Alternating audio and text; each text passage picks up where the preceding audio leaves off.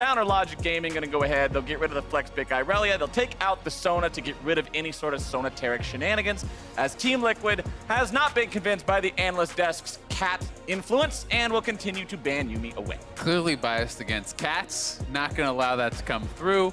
Not too many Flex Picks have been targeted out just yet. Only the two have been taken off the table. TL certainly not a team that has been prioritizing those Flex Picks as highly as some of the other squads, so you may be able to kind of pass that over in lieu of something like a jungle ban. A lot of people have been talking about Olaf, talking about Sejuani, the power of those sorts of picks these days, but it is actually going to be Xayah taken off the table, looking to deny the Xayah and Rakan that TL have been using a fair bit. It's actually been all 3 games so far this split. Right, it's not just one ban in itself. You kind of get the bonus of discouraging. It's a ban and a half, right? Because you're saying, hey, you don't get the bonus with Rakan. We got to see CoreJJ have some really impressive engages yesterday in Team Liquid's game. Showed a very different level of play compared to what we saw in their loss in Week 1 against Echo Fox. Clearly back on what he's normally able to do with the champion. Not surprised to see that banned out, as Team Liquid will remove the Rumble. Okay, taking away Rumble, certainly Ruin has already showed it this split, has been very good on it, and Rumble in general just has been gaining, I think, a lot of traction, not only in the LCS, but in solo queue it is seeing play not only top lane, but in mid, has become quite powerful. But Sylas as well as Sivir, so Flex Pick here, can be going to impact or Jensen, and these Essence Reaver marksmen are getting a lot of priority these days in the draft. A lot of people really starting to like playing Sivir quite a lot, and it is a very powerful champion in this current meta, especially when you're paired alongside so many melee champions, so much hard engage. The speed up with the ultimate is bringing a lot of extra power. And Sylas is just one of these champions that sort of defines the current state of League of Legends. We saw him constantly from every team at MSI. Coming into summer, he's still just as popular as ever. If this guy's up, he's going to end up on one team or the other. And Counter Logic Gaming, they'll grab a jungler there in the Sejuani for Wiggly. And we'll see if they actually want to lock that Lux in. We have been seeing a little bit more of this champion, and yep, we'll see it again. Yeah, we're now 4 for 4 on mage supports here from Biofrost. He really has been prioritizing that. This is the second support Lux play. He had the Yuumi game as well as the Zyra, so a lot of poke, a lot of that sort of lane dominant style has been being brought out here from Biofrost. We'll be interested to see where TL wants to go as far as their support. We are going to get the Olaf, and as we heard them talking about on the desk, Warrior Olaf has been gaining more popularity, especially in the LPL. People are going these more aggressive style builds in lieu of things like the Cinderhulk Righteous Glory, which have been more popular in NA. Doesn't mean we're for sure going to get that, but it is certainly something that is picking up steam in the competitive scene. You know, I love me some Chad builds in the jungle. Azale, hopefully we get to see some high damage output. Ghost Blade first. Ghost Blade first, That's Olaf, before even the Warrior. Yeah, that's of course, how you know you're going for. That way you can run at them faster. And I mean, it really does feel good to be Olaf against a Lux and a Sejuani. No matter what you're building, both these champions depend very heavily on the CC they offer. Yep. And when you don't have to care about it, you can have a pretty good time on Summoner's Rift. Team Liquid, they're saying, hey, we got our AD carry. We're going to target that pool of yours now. Get rid of the Lucian. Get rid of one of those powerful laning picks, as CLG will keep the LeBlanc out of the hands of Jensen, just in case that Sylas is going top. Yeah, another thing we have seen the Lux pairing up with is also the Caitlyn. Caitlyn's certainly very strong in lane. Also does combine well with Lux. If you hit a binding, you can follow that up with the trap, similar to that Morgana-Caitlyn synergy that we have seen being brought out in the past. But it is going to be Kai'Sa being taken down thus far, and there's a lot of CC, a lot of kind of dive already on this comp, and certainly Kai'Sa can pair well with champions like the Sejuani and the Aatrox, who are going to be applying the plasma for you, who are going to be amping that damage and allowing you to kind of dive in. Let's see what CLG wants to do here. One more ban they get to decide about. They already know a solo laner, an AD carry, and a jungler, so they're going to target the solo lanes here yet again. Another one of those flex picks taken out. Akali will not be played by the side of Team Liquid. And considering both of the bans that came out from CLG here were targeted more towards the mid lane, you often see Jensen on the Akali compared to Impact playing it. They're pretty convinced, seemingly, that the Sylas will be going top, so we'll see how they draft him out. Yeah, it definitely seems to be the case. Looking like it's going to be Karma as the support. This could be a flex. Yes, we do sometimes see Tank Karma top or AP Karma mid, just used kind of as that supportive style champion, but likely this will be Sivir Karma in the bottom lane. you do have to give the respect over that Soul lanes could already pick, that this could be the support, it could be going a lot of different places here on the side of TL. So they do have some flexibility, and CLG are going to have to reveal the rest of their draft before those final picks. And there is a Caitlyn, as expected. Not too much of a surprise. I do think there's a lot of synergy there. When you're going for the Lux, pairing up with the Caitlyn, not only do you have a strong 2v2 and some pretty good lane dominance, you also have some very powerful sieging. You have the ability to really kind of ramp up when you are already starting from ahead. If you win that lane, you can move around the map, knock down turrets very, very quickly. But, okay, the Thresh being over there for a second made me think. Get baited. They might do that last second bait and switch, but no, they will not. It will be Victor in the mid lane there for Power of Evil, but man, you're going to need to stay at max range, stay as safe as you can if you're these carries on the side of CLG, because that's not just an Olaf, Mr. Rizal. That is Olaf with double speed boost buddies. That is frightening. Yeah, he's going to be going really, really fast, and if the cannon does come through, and it looks like the cannon is going to get locked, so very likely this will be cannon top, Sylas mid. Not sure how comfortable Ruin and PoE are at actually flexing these around, because Victor is actually quite a good matchup into the cannon, and Aatrox is totally serviceable into the Sylas. So if both those players were comfortable on the champions, I would actually say you should flex those. But I am not convinced that they actually did draft it with the intention of being able to do that. So I do think TL is going to end up with some more preferential matchups, and Jensen is going to have a slew of ultimates to steal that are very, very powerful. Sejuani, Victor, Lux in particular, all very, very good. Aatrox ultimate can be quite effective as well, just for all of that healing and spell vamp that is going to be actually coming through, will make you quite a lot tankier. And I do like the call of sticking to what you know if you have to make the choice. Yes, the matchups aren't as preferential as if you did have the ability to swap them, but I would much rather see this team be on champions they're comfortable with, be on champions they know back and forth, as opposed to trying something a bit more maverick, a bit more out there, and just throwing it up in the wind and saying, well, I hope I can play Victor. Yeah, exactly. I mean, at this level, it's better to have a good player in a bad matchup than it is to have essentially a bad player in a good matchup, right? You know what I mean? And if you're not comfortable on Victor, despite the fact that it's a better matchup in the cannon, you're going to be a much worse player. So, it's not going to work out as well for you. As a result, makes a lot of sense where they are putting these champions. We'll see if they can make it work for themselves in game, though, as I really do like a lot of the matchups that TL have gotten for themselves here. All right, ladies and gentlemen, the crowd comes to life, and we are on to Summoner's Rift for the first time today. CLG versus Team Liquid. Let's not forget that Team Liquid did suffer a surprise defeat to Echo Fox in week number 1. CLG, they've managed to grab themselves a win already. We'll see if they've got what it takes to take down TL. Remember when they played up against TSM, CLG played their own style and going for this massive just AoE composition to blast everyone down at the same time. Unfortunately, they were up against a Sonateric that hard shut that down. The AoE wasn't able to find the mark. But I like the fact that they went all in on this strategy, like you were talking about with Biofrost playing the mage supports. And they're saying, hey, Sonateric is really strong in North America. Here's our take on how to beat it. Yeah, exactly. And I also think it makes quite a bit of sense to some of the adaptations that they have made coming into this draft. One of the things I think they were missing in that TSM game was reliable hard engage. Having the Sejuani here is going to make that a lot easier.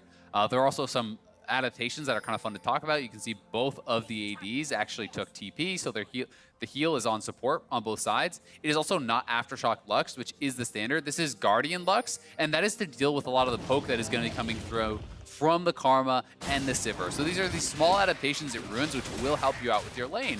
And likewise, as we see all the Smithy fans, Liquid fans in the family. A lot of fans! A lot of fans here for Liquid today. And, Ruin going to be going Comet because he's going up against this kind of ranged matchup in the cannon. If you can hit that Q knockup, you do hit confirm that Comet, and it allows you to kind of poke back onto this cannon. Power of Evil and Jensen 1v1 here in the mid lane. As you already said, we'll be keeping an eye on Jensen throughout this game as to which of these high-value ultis he's able to steal on the Sylas. That's what really makes the difference on this champion in those big team fight moments. But back to what you said about drafting the engage with Wiggly and the Sejuani and being able to just have that go button for CLG.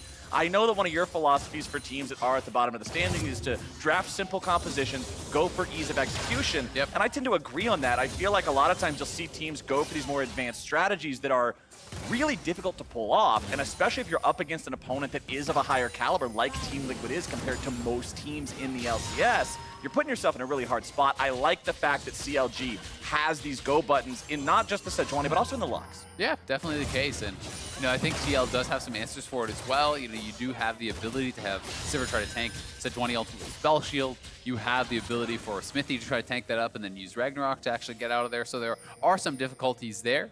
But we will see if these teams are going to be able to execute on these compositions. And it's also interesting to note that it is Klepto on the Victor. Klepto on Kennen is kind of more standard, but seeing this on PoE is a little bit more rare. Certainly going to have to track how well he's going to be able to actually proc this throughout the game onto Jensen, who is playing this Sylas. Jensen not just playing the Sylas, playing the Conqueror Sylas, going very heavy onto the damage to be able to beat up on the front line of Wiggly and Ruin in particular. A lot of times you will see Sylas go for something like an Aftershock to make sure that he's able to survive when he lands those chains, goes into the CC. We've also seen other options. All sorts of keystones have been experimented with on this champion, but Jensen really focusing on the damage here this time around. Yeah, and the Conqueror also kind of tells me that he may be playing more heavily in a side lane. Having that Conqueror in an extended lane, if you're matching up against, say, the Aatrox later on, that can be pretty effective. If you're going to be going into a full-on AP Kennen build, you can bully out melee matchups like this early, but there does come a point where you don't have enough damage, essentially, to really continually pressure the Aatrox, and you can start losing in that side lane. So having something like a Conqueror Sylas who can then move to the side lane and start to match is going to be very helpful for that. That was almost a really scary moment there for Power of Evil. He rounded the corner 2 more steps forward, and he would have been face-to-face with Xmithie's Olaf. Fortunately for him, he places the ward down at the right time, does not get caught out, gets back to lane safely. Unfortunately for him, mana bar is still almost empty, which means he won't have much pressure or presence here in this lane as Xmithie drops down a ward in the enemy jungle. Keep an eye on that path, that entrance towards the river, as well as when that chicken camps respawn. Yeah, and both these junglers have been just kind of power farming essentially at this point in the game. And ooh, nice little trade there. Good sidesteps though from PoE, avoids most of the damage, but Jensen will get the better reset. He is going to be able to just walk it back to lane here and have a little bit more tempo as a result. So far on the bottom side, it has been TL pushing in. You can see Doublelift already used his teleport, went back on an early pickaxe buy, and he is now going to try to hard shove that lane in that bottom 2v2 and make it so that Stixxay has a tough time actually getting a good recall off. But now that Wiggly is down here on the bottom side, Ruin going very aggressive now he's in here trouble. on the impact, but Xmithie recognizes the flash is gone. Ruin instantly chalks this up as a loss. There's no way to get away from the Olaf when you don't have the flash. He walks back forward to try to get something, but there's nothing except death waiting. And Team Liquid will find first blood. Yeah, very nice there from TL. Impact fast enough with the flash to be able to respond to that Q flash that Ruin was coming through from. That almost was a solo kill there, but Impact was fast enough to respond, and then once Olaf is behind you, the only thing you can hope to do there as the Aatrox is say, well, I hope Impact gets greedy for the kill and I can maybe go for a 1-for-1. And as CLG goes for this early Ocean Drake, I like the fact that they're responding to the presence of the Team Liquid jungler on the top half of the map, the bottom half of the map play. Biofrost getting some CC down into Core JJ, who immediately flashes away to avoid the trap follow-up like you were talking about in Champion Select, and that's the danger, that synergy. Yep, that's exactly why he did. It wasn't perfectly on time, that trap coming through, but here this is one more time. Ruin actually playing very well in this lane against Impact here, winning out in the early stages, hits the Q, has third Q available, so he wants to go for the Q flash, looks for it, just barely misses. I think if that hits plus the auto, Impact is just dead, so Impact equal to the task on that response, and then Ruin only could try to go for a 1-for-1, which would mean Impact would have had to mess up, and he doesn't. You could see the wave that Aatrox was holding the sword. He had the Deathbringer stance ready to go, but now Power of Evil in some trouble here in the mid lane. Jensen forced back now, but he will get the flash out of that enemy mid laner. Jensen comes out on top, still with a flash of his own. Victor ultimate was stolen there as looks like Xmithie still controls the top side of the river here for TL. I love seeing how aggressive Jensen wants to be on this champion. Yeah, that pressure, very, very nice coming out from him, getting that summoner down, and now there's a potential for a dive. Without any flash here, Xmithie could come over. They're going to look for it. Jensen has already used the Chaos Storm from earlier, but it is not required. Will he fall? No, sir. Jensen survives, and now it's a 2-0 game for TL. Yeah, really nice pressure here. Smithy working his way around the map. He is building to Warrior, as you can see, challenging Smite as well. So this is really going to give him some early power in the dueling. This is not chilling Smite tank. This is full-on damage. And as you said, with the support on this squad that is around it, that was really nice for Biofrost. Well done, outplaying the timing of the spell shield from Doublelift. Stixxay now finding a little bit more damage in the back end. Doublelift disengaging with Sivir ult. Yeah, so to go through the little mind game there, you could see Biofrost throws down the Lucent Singularity, that E, but he does not actually proc it. So Doublelift pops his spell shield, expecting that to get detonated. Biofrost just sits on it, waits for the timing of that spell shield to expire, and then nails the binding. So that was a really nice little mind game there that Biofrost did win. As a result, they get the ultimate off of Doublelift, and they do send him back to base, which is going to mean some lost CS here for Team Liquid as that teleport is down. So that is definitely something you're going to see anytime Lux is going up against Sivir at the high level. Yeah, and it's nice for CLG to be able to make up some of that CS deficit they were incurring up until this point. Wiggly moving forward with Biofrost now. They know that since Doublelift is back, CLG has control over this bottom area of the map to push up towards the enemy blue buff. But that's a level 7 Olaf with ulti ready to go. Jensen, having stolen the Sejuani ult now, is a big red light for CLG to proceed any further. This is not a fight they take. Whoop. That is unfortunate. The red buff actually killed the blue. Wasn't able to pass that one off to Jensen. It happens sometimes. Unfortunate if you're the mid laner as a jungler. All right with that. Oh no, I got 100 extra gold and some EXP. Rats. We'll get him next time, buddy. Yeah, but nice little bit of pressure there from CLG, you know, attempting that. And also, I think they backed off at the appropriate time. With Doublelift getting back, there was no way anything positive was going to come from a scrap there. TL is certainly at the stronger point. Their AD had just bought. He was closer to the fight. You know, Warrior's already complete for Smithy. There were so many reasons that that wouldn't have looked good for them. But Jensen and Smithy now seeing Wiggly. They can look for this Sejuani ult if they want. The Axe found the mark, but they won't go any further. Wiggly's still able to get himself away using the Arctic Assault to Arctic Retreat. That does give control over the top side of the river to Team Liquid and Xmithy, who can farm that crab up pretty easily for himself. You can see Ruin walking down here. Ruin has no combat stats, really. He has Mercury Treads, which, very unfortunately, he's up against an opponent who went Bilgewater Cutlass first item, so the Mercury Treads aren't even getting much value. And now Xmithy's having to pop the Olaf ulti to get himself away. A little bit more damage will take him down, and Wiggly executes him with the ultimate. Yeah, Smithy just kind of ran in there. I mean, Jensen was not around yet. They knew that those guys were going to be over on the blue buff, so Smithy, way too bold on that play, perhaps used to having those additional tanky stats, you know, as a sort of Cinderhulk style build, but even then, I don't think it would have been a good move. So Smithy going to give over a very easy kill to CLG and relieve some of that pressure that he'd been building up. Like Smithy, a player that you normally praise for his pathing, for being the brains of a team, but even guys who are known for that will sometimes make those uncharacteristic errors, going too far, not being fully aware of exactly their proximity to the teammate. And for CLG, those are the free ones you take. That's exactly, especially what Wiggly needs to make sure he doesn't fall too far behind in this jungle and always be on that permanent, oh no, where's Olaf? Yeah, I mean, if he gets too far ahead of you, he can just look for a fight anytime he spots you. And instead, it is now CLG looking to set up for a potential dive here. Smithy is in the area, though, and Wiggly's going to get spotted. As soon as Wiggly's found, CLG's in a bad spot. Impact looking for an opportunity to go forward. Wiggly still barely getting himself away. 500 HP remaining. Ruin trying to fight this one off, looking to get himself away. Remember, no revive available on Aatrox any longer. Still looking to run away, somehow making it out with the flash. But Jensen takes down Wiggly, and Ruin will surely fall here. Impact not able to find his mark there with his own flash as Ruin flashes away. This Aatrox is on a journey, Azael. He's trying to get himself out, maybe get something back in return, but all he's doing is delaying the inevitable. Ruin tries to get out. All right, he finally gets chopped down. I respect him, man. He even made Core JJ come up. That was 4 people on the chase from top lane to the blue buff on the bottom side. So at least makes him invest a lot of time there. Doublelift does TP back to lane here. They're going to grab this early Ocean or at least look for it. And Smite is available, so. Yeah, it was a lot of time invested, but unfortunately it leads Team Liquid right to the Ocean Drake, which they will now claim. A little bit of damage coming out. Whoa! Wiggly! He makes it happen on not not just one, but two. Jensen needs one more auto attack and he will fall. Core JJ tries to go for the flash heal. It was a split second too late. That was nuts from Wiggly and Biofrost. The Q flash over the wall into the two-man Luxalt. That was so sick from CLG there. Wiggly could not have aimed that better. He locked down Jensen. That was perfect. We're gonna need the replay for that one here in just a second. Very impressed.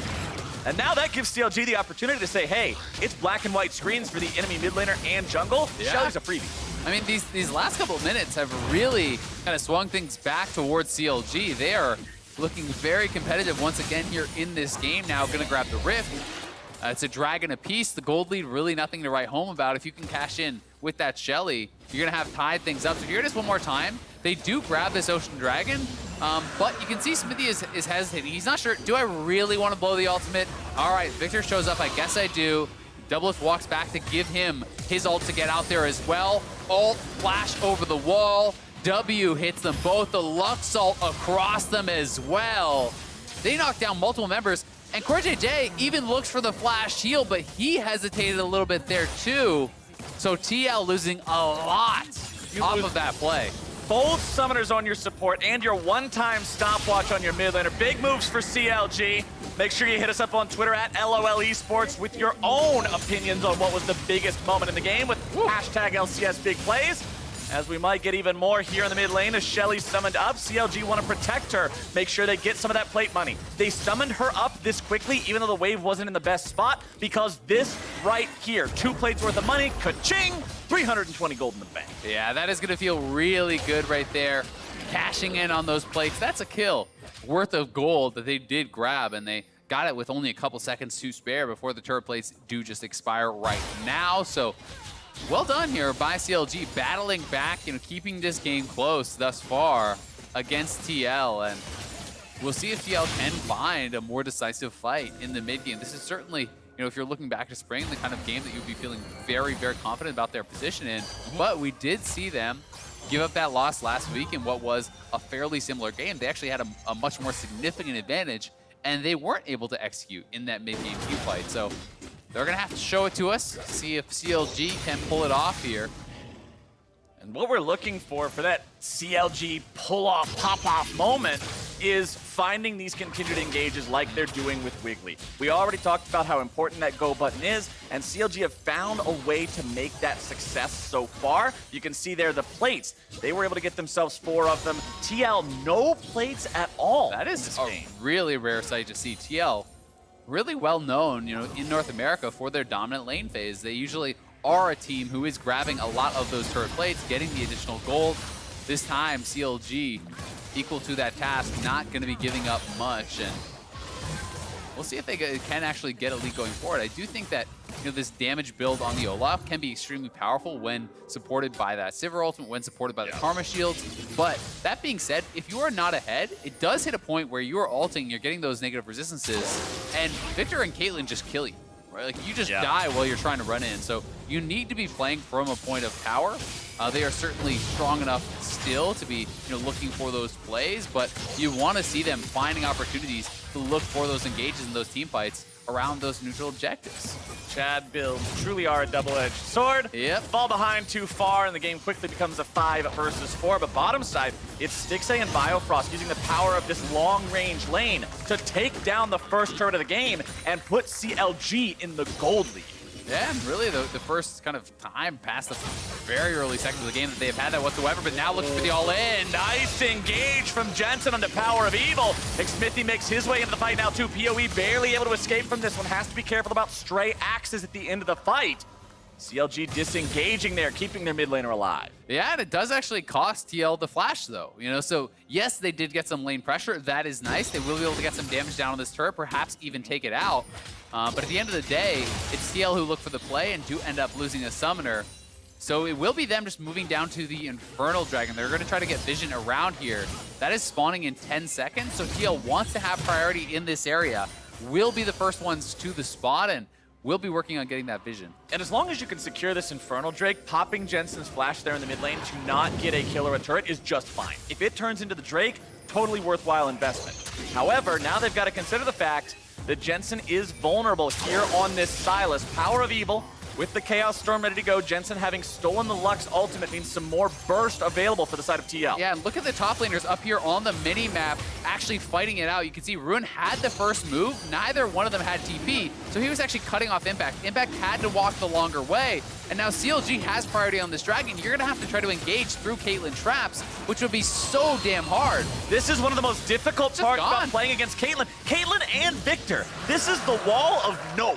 You do not walk through that corridor. Yeah, that was really well handled by CLG. TL were the first ones on the play, but Ruin had the earlier roam. He was able to actually cut off Impact. Neither of them had the TP, and TL just got straight up outmaneuvered and are going to have to give over that very juicy Infernal to their opponents. CLG playing impressively so far here this game, still maintaining an ever so slight lead over the current LCS champions, the MSI finalists in Team Liquid. CLG better than Invictus Gaming.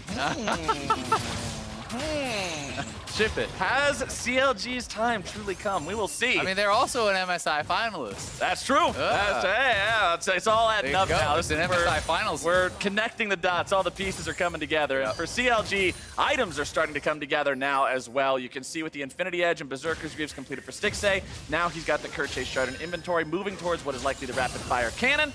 As Jensen and Core JJ retreat here in the top side. Also, always worth keeping track of a Kinnon's build in any sort of a Kinnon game. The Hextech Gunblade completed, sort of like that hybrid item, gives you some laning power while also providing AP burst, and you'll see him continue to transition into more team fighting power. Yeah, generally the rule of thumb is you go Proto Belt in a lane that is not poke-based and is all-in based. You go Gunblade if you are going to be getting poked and harassed and trading, because this sustain it gives you is going to allow you to have a lot better time in lane because of how well Rune was playing, and also the fact that this is Comet Aatrox. He can harass and trade back and forth, so if you do go for something like a Proto Belt, you can just get whittled down and taken out. As a result, his team fighting will be weaker with this build, but it does allow him to survive in lane, and he can still transition into a more standard full AP build. CLG looking to use the power of this Caitlyn. This is standard Caitlyn play back when she was the #1 AD carry in the game. It's happened multiple times throughout multiple metas. You take the bottom lane turret, and then Caitlyn just goes on a tour de rift and walks around, blasts all the remaining turrets down across the rest of the map, and it's so difficult to engage because of what we saw in the river around the Drake fight, those traps, especially when you've got something like a Victor and a Lux on your team. There is so much zone control for CLG. Yeah, exactly. You drop the Lucent Singularity on one side of the turret, that Lux E, you drop the traps on the other side, you can really zone people off quite heavily. And, you know, this is a shield max Lux, which is going to be a lot of shielding in these team fights. You know, it is over 100 on the way out. It is more than double that on the way back, about 250 on that shield. So, you know, if you're accurate and hitting a lot of members on your team in a team fight with that shielding, you could be putting out an incredible amount of damage absorption. TL still keeping this game incredibly close. It's not like CLG are continuing to build the small lead that they found. TL is not the type of squad to allow themselves to bleed out after falling slightly behind. So definitely still anyone's game here. Team Liquid is not a squad you can underestimate even for a moment.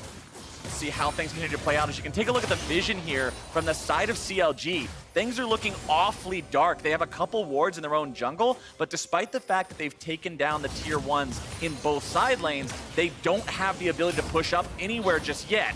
Biofrost trying to get himself away from Jensen, who's going very hard forward. Biofrost keeps himself alive, pops the heal, and still gets away pretty good. Yep, using that shield defensively.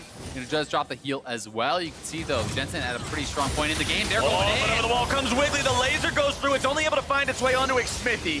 Wiggly goes into the stopwatch, making sure Team Liquid's not able to find the counterattack, and this gives the opportunity for the rest of CLG to move up, find a little bit of damage onto the tier 1. Laser comes back out from Jensen. Anything you can do, I can do better. Neither one of them's going to kill anybody today, and the siege stops. Yep, the siege does stop for now. But again, Xmithy just getting engaged on and chunked out. They're happy to jump on him. Yeah, sure, he can Ragnarok the Sejuani ultimate, but he's actually just pushed back to base almost immediately from that damage. Chaos Storm doing a great job zoning Team Liquid away. They're not able to defend their tier 1 turret, and this is just another one of those zone control tools. You're not going to walk up and defend a turret if you're taking 15% of your health per tick from a Chaos Storm. Yeah. Team Liquid's not able to defend, and that is CLG with a 3-0 turret lead. Yeah, CLG is honestly doing a really good job with the sieging here. You know, kind of cashing in on some of that power that they have with this Caitlyn, with a lot of the other zone control on this team. And TL is still scaling up on their own. You can see Essence Reaver completed for Doublelift alongside that rapid fire cannon. He is going to be working next, almost guaranteed, towards the Infinity Edge, and that is generally where people talk about Sivir really starting to ramp up in power, because you can start to get those ricochet crits. You can start shredding down the backline without even having to hit them. So that is certainly something that can be very, very powerful. But until then, you know, CLG certainly has the run of the map, and we'll see if they can continue to create more pressure, as it looks like they're just going to take another dragon. The Gargoyle Stone Plate done on Wiggly. That means the front line of CLG is incredibly intimidating. He's got that along with the Merc Tread, so it's hard to even lock him down with the Kinnan jumping in there. Wiggly has been performing very well so far this game for the side of CLG, and now that they've got another Drake in their pocket, they're doing pretty well. Jensen moving forward, trying to go after Power of Evil. He's got backup coming towards him in case CLG try to bring some help of their own. Jensen still feeling very comfortable in this 1v1. Yeah, I did like the use of the ultimate there, though, from PoE. Just clear out the wave. That really denies much of any siege potential there. PoE, though, is stepping up, trying to look to clear this out one more time. And, you know, playing fairly boldly, he knows that his teammates are running up on the map. 3 members from his squad were moving up, and that is why TL is going to back off. They did have that ward over by the blue buff, which did allow them, you know, kind of pre-warning that this move was being made. And well played by both sides. Yeah, Power of Evil is able to ward away 4 members of Team Liquid before they can get the last couple of hits onto that tier 1 turret. Keeps that alive, prevents the gold from going into the Team Liquid pockets. You can see Power of Evil working towards that Lich Bane for more instant burst, but also limited a little bit by range. Wiggly going forward after Xmithy, and once again, it's jungler ulti for jungler ulti. Ooh, that binding was so close to finding its way onto Jensen, but the follow-up is still enough that Jensen's forced to flash away.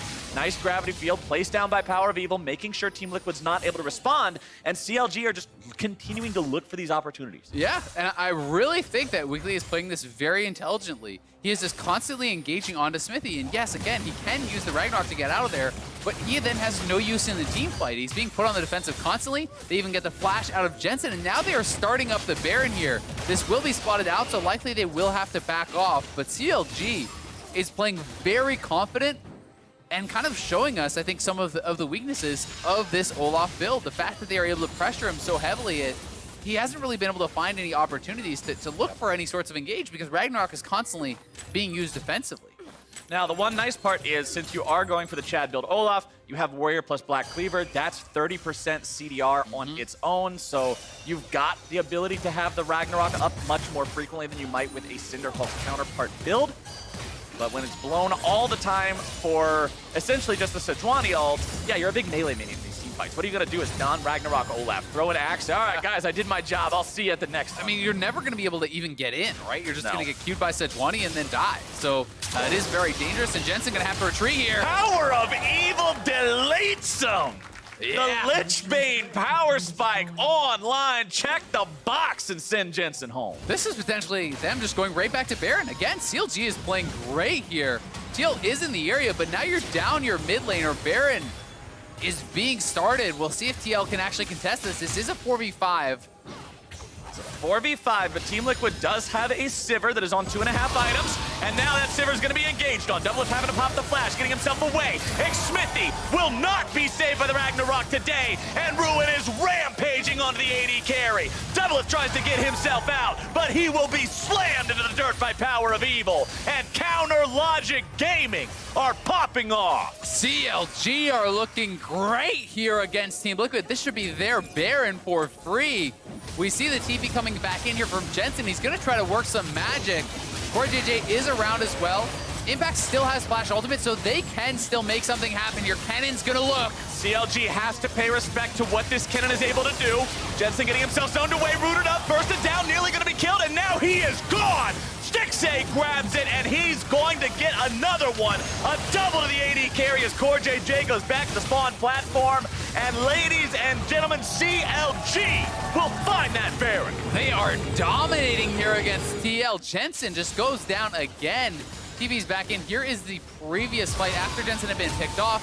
Q flash from Wiggly, double it, pops the ult, is gonna run up, but Smithy is just dying instantly in these fights, and then Ruin, Q flash onto double if he knows that he has no flash. He's able to get that knockdown. Ultimate reset, comes back up with the revive, and they head straight to Baron, where they're able to turn for not only more kills, but the eventual Baron take, and they are in full control. Look how ahead even just Stixay is now at this point in the game. He has a three items plus that Vamp Scepter, 3 items completed on PoE. These guys have everything they need to close out this game cleanly. Banshee's Veil Power of Evil means that Team Liquid now no longer even has the ability to try to steal a Sejuani ultimate and catch him out. Power of Evil is doing so well this game. The 1v1 against Jensen, finding the damage in the team fights. Remember, this is a guy who, when we saw him on Optic, was often the one guy keeping things afloat for the team back when they weren't able to find success. Otherwise, he comes over onto CLG. Things don't go super well for a while, but this game, all the pieces are falling into place. Yeah, and how about a second Infernal for even more late game insurance? Why not? You know, you're 28 minutes into the game. Double Infernal is worth thousands of gold at this point, so their lead is even bigger than it does appear. They have double Ocean to continually siege to keep up that regen constantly, and their siege comp is so strong, so they're just very easily knocking down these turrets, not only with the Caitlyn, but Lich Bane Victor crushes turrets. And you're talking about an AP Kennen in Impact that still has no hourglass. Yep. His stopwatch was already spent. If he goes into the fight, he knows he's going home in a body bag. Even if they win that fight, he will die. And that's so difficult for Team Liquid to try to defend in a situation like this. Tier 3 turret under siege. Stixay continuing to fire shots into that one, and it's already gone. Those little cannon minions will do a good job continuing to put the DPS into this bottom lane inhib. As we'll see everyone continue to step up, just throw out those skill shots. Losing Singularity down just to zone people away. But here comes TL. Impact looking to find his way into the back line. He's going to be rooted up, not able to find his initiation, but the shutdowns there at Team Liquid will find Power of Evil. CLG not able to get themselves in there in time. Ruin makes his way into the fight finally. Impacts into the back. It's CLG. Eviscerated, annihilated, and Team Liquid has found their fight. Yeah, and CLG just re-engage on a fight after their mid laner is dead. Impact still had his cooldowns, and I don't know what they're thinking. Getting way too confident there. TL pulling back into this game. I said Impact would have to die if he engaged, but he found the flank, he found the opportunity with the burst gone, and that is exactly what the doctor ordered for Team Liquid. I mean, that is so huge. Such a massive swing in gold. They kill 4, get some of those shutdowns. They're gonna knock down a mid lane turret, pushing up these waves. They could potentially get another turret here as well. Power of Evil is back, but geez, that was a costly mistake here from CLG, and they're still in a good spot, still can win this game, but that is not the kind of error you want to see when you are this close to taking down TL. And as the Baron power play timer nears 0, negative 2,000 gold from all the shutdowns and the turrets going over to the side of Team Liquid. Jensen. CLG commit a critical error as Jensen will now try to escape. Biofrost and Power of Evil are on the way. Nice dash out of the way of the light binding, but Smithy and Doublelift have showed up. Power of Evil fires off the laser, not gonna grab anything. Doublelift popping the ulti just to make sure Jensen gets out. Yeah, very well done. You know, the rest of the team coming up to support him does get him out scot-free. Thought they certainly would have been able to take him down there, but here this is one more time. So, you know, Power of Evil is the initial one they are gonna be able to engage onto. You can see Ruin is over in the mid lane. Smithy flashes in on PoE. PoE almost one rounds Doublelift, barely not being able to take him down. Then why try to force this re-engage? The flash in. Impact still has everything. You're flashing forward, trying to engage past the Kennen, who then just roasts your backline. Ruin not able to get done anything there. Does end up going down as well, and TL got so much off of that. Doublelift not only completes the IE, he gets a QSS on top of that. So many items come through. Zhonya's now done for Impact. Zhonya's now done for Jensen. You just gifted TL a shot at still winning this game. If Team Liquid wins this game, that's the moment you go back in VOD review and look at over and over and over again, because that's where the game then would have been decided. Impact in trouble. Ruin looking for the opportunity to take Impact down here. Impact does have an hourglass now, so he can buy time if he can get back to the safety of the rest of the team. Yeah, and this next Infernal also going to be very critical. Giving over that triple Infernal advantage for CLG would be enormous. If TL could grab that, that would do a lot to equalize any disadvantage they do have there. CLG, though, trying to continue establishing vision in this area. You can see they are clearing out all of these wards. If you look at this bottom side jungle here on the minimap, there's really no vision for TL. They have one ward, two wards over the wall there, but they can see nothing in the area of that dragon, and CLG wants to again set up that zone of control. They want to be able to drop those traps, have that gravity field, and really create a situation where TL cannot even try to challenge for it. Now the advantage you have if you're CLG is you've got flashes on your whole top side of the map going into the next team fight. Team Liquid, though, has the flashes on both bottom laners. So Doublelift will be a hard mark to kill, but Impact, Jensen, and Xmithy will have a harder time getting to those backline targets on CLG as well. And with the Baron up now, going for that Infernal becomes so much more risky because with so much damage in these kits, these guys are strong, and they're just going to straight up start the Baron right on spawn. They're going to have to back out now, though. Impact does have TP, and he could look for a TP flank here, but I don't really see any good ward for him to look for, so it would have to be a full-on engage for CLG for him to be able to capitalize, and he will just head down to that bottom side. Infernal now live on the map, so objective trading certainly on the table for these two teams. And just look at the way the game has changed. Previously, it was CLG always going forward. Now, the initiation not going to find the mark just yet. Wiggly on the front line. Team Liquid looking to make this their fight. It's Xmithy knocked into the Guardian Angel here immediately. Ruin's not able to find his blood just yet. As Stixxay grabs himself a double kill. Team Liquid's on the run, and they bit off way more than they can chew, Azale. Doublelift tries to retreat away from the Chaos Storm as it slowly creeps forward towards Core JJ. He flashes away from the light binding, but CLG continues their march. Yeah, this is a 5v3. CLG could potentially try to deal game-ending damage. They are just pinging to the objective, so they're going to try to go both Baron and Infernal. I think Ruin will be sent to try to solo the Infernal, while the four-man squad will take the Baron. And that TP play from Impact got absolutely nothing done. I mean, he TP'd straight in onto a trap and just straight up died. TL are going to challenge. They will try to at least grab the Infernal here. We'll see if they can do it. They have no jungler, remember. While Ruin is not able to solo the Infernal himself, his job is to try to buy enough time to prevent Liquid from taking it if he can. That will not be the case. That was a close snipe there with the laser. Not quite finding it, though.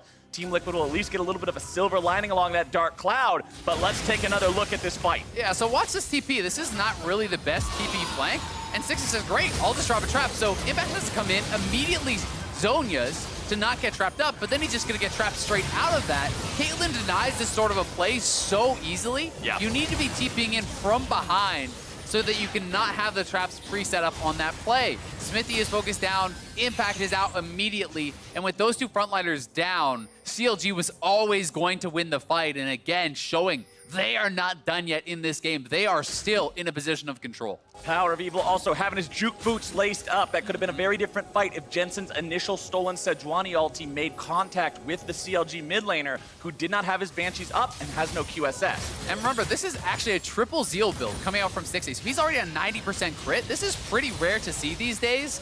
Skipping a Last Whisper, skipping a QSS or anything like that. He's going for 100% crit build here with triple Zeal. So if he completes that last item, and even if he doesn't at this point, 90% crit, you are going to shred through people. It's so much damage.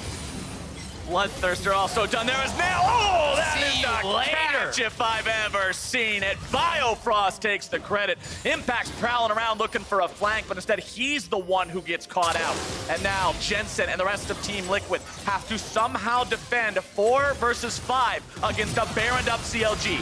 Ruin is in the bottom lane split pushing. I mean, there's 4 traps and the gravity field. There's no way you can engage, and yet Ruin's just going to knock down Inhibitor for free on that bottom side. CLG are closing in on him. Gravity field not going to be needed just yet. Chaos Storm was stolen and dropped down. Core JJ taken very low. Ruin into the back line as Stixxay goes on a killing spree. Team Liquid retreats. Doublelift tries to throw out some boomerangs on his way back into the spawn platform. But that's all he'll do. Ladies and gentlemen, Counter Logic Gaming take down Team Liquid. The best game of the season from CLG by far, knocking down Team Liquid here in a very impressive display, utilizing this siege composition to such great effect. TL never really able to find their engages. They were warding off and tracking Impact so well.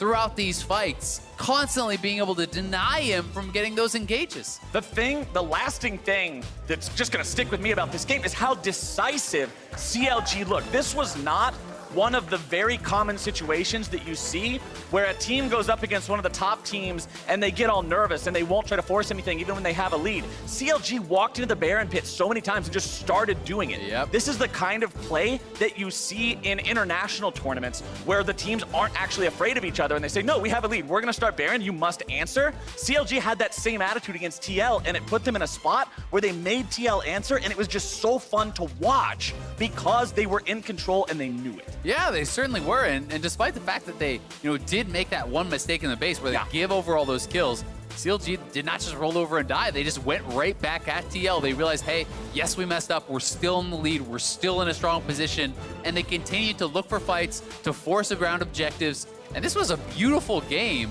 from Counter Logic Gaming. This was honestly really, really nice to see from them.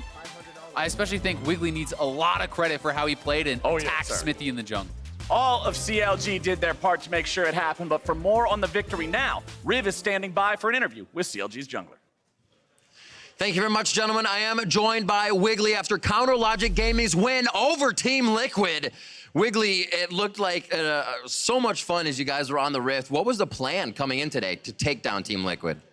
Well, we just kind of wanted to take away their power picks. Actually, we didn't plan on giving Silas. We didn't want to give them Zyra Khan. So when they didn't get Zyra Khan, I'm pretty sure we had a good bot lane matchup. And yeah, I don't know.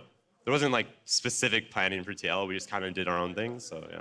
That seems to be kind of what most teams are going for. It really is working out for them.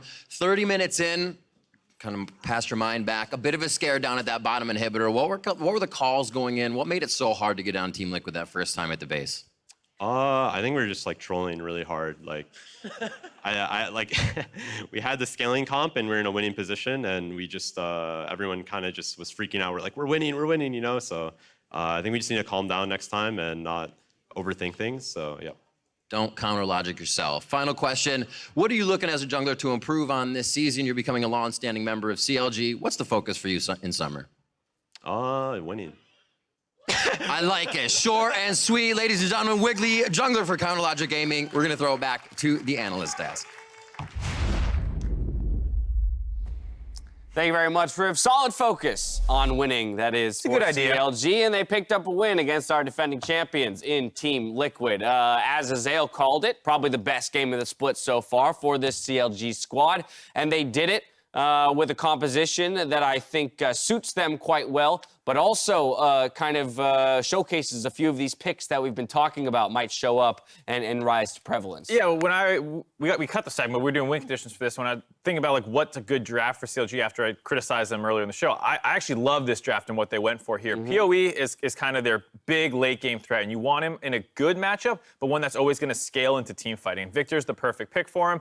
The thing is, when you pick those kinds of things, you usually don't have pressure in the mid lane. So, kind of prop that up with really strong side lanes that don't need babysitting, so you can kind of focus more around mid lane. And that's exactly what Caitlyn and Lux do. And that's exactly what Aatrox is able to do. So I absolutely love this draft by CLG. I really like the Sejuani as well. I think it's a pick that you are going to have to first pick it now. It's rising in priority, and the Olaf as an answer is really an early game answer, and you're still gonna have to draft an engage tool for it if you're not snowballing enough. So the Karma and the Sivir, yes, they do have some synergy, but typically you wanna have a Nautilus with the Olaf so that you can start a fight very easily if your Olaf can't do it because he's gonna be building AD. So that's why you wanna offset that. But I think that for Stixxay having that Caitlyn, that's a pick that I'm not happy to see back in the meta. It's just But it's his best chance. And while for many, they'll look at TL's composition in isolation and say, hey, that's a strong composition. I think you'll see the difficulty of piloting that composition into CLG in the late game. Before we get to that, we got to talk about Wiggly on that Sejuani pick that you called out, Crumbs.